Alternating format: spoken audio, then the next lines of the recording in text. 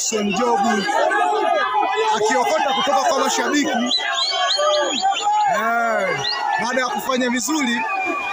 Mashabiki wa Yanga wanamtunuku Dickson Job, wanamtunuku pesa, na hii ni Mboa News live moja kwa moja kutoka uwanja wa kumbukumbu ya Sokoine hapa mkoani Mbeya.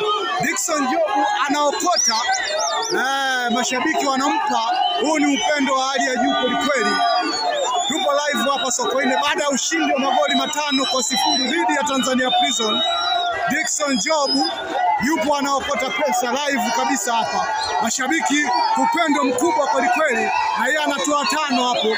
Hizo ni 5 kutoka kwa mwamba Dickson Job. Asante, hii ni Mboa News.